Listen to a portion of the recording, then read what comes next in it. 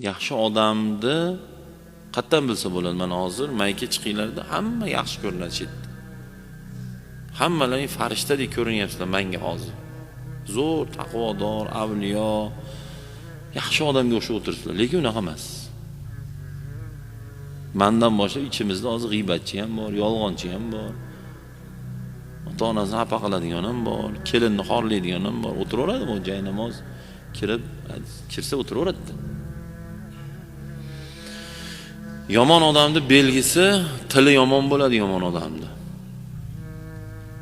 Hoji bo'lsa ham, domla bo'lsa ham, qori bo'lsa ham, mulla bo'lsa ham, imom bo'lsa ham, eshon taqsir bo'lsa ham, kim bo'lsa ham tili yomon bo'ladi yomon odamning belgisi. Shunda o'zingizni bilib olaylik. Bemalol so'kinyapsizmi, siz yomon odamsiz. Ilgari kun umradan kelgan bo'lsiz ham,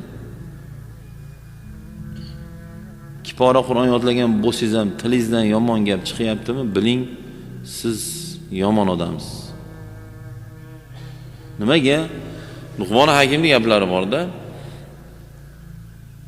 Til qalbni cho'michi deganlar. Qozonda bori cho'michga chiqadi. Achchig'i kelganda, nervi qo'ziganda, yomon gap gapirib yuboryaptimi, uni qalbida bor shu gap. Bo'lmaganda chiqmas edi. Yotibdi o'sha gap. Achchig'i kelganda ham, har qanday holatda ham tiliga yomon gap kelmayaptimi, biling u qalbida yo'qdi u. Qozonda go'sht bo'lmasa cho'michga chiqmaydi u. Ming qo'ylagan bilan. Ming asabiga teging, yaxshi odamning tiliga yomon gap kelmaydi, so'kinmaydi hech qachon. Nimaga? Yo'qdi u, so'kinalmaydi. Masalan, hozir qalbingizda Yasin yo'q bo'lsa o'qib bering desam, o'qib bera olmaysiz-ku. O'qib bera olasiz. Qayerda o'qib berasiz? Siz Yasinni o'qib berishingiz uchun u qalbingizda bo'lish kerak, yodlagan bo'lishingiz kerak. Mayta bo'lish kerak. Shuni uni aytib bera olasiz. Achchig'im kelodi, nima qilay? Yo'q, o'sha qalbingizda borki, mana achchig'imiz kelsa so'kinmaymiz-ku biz.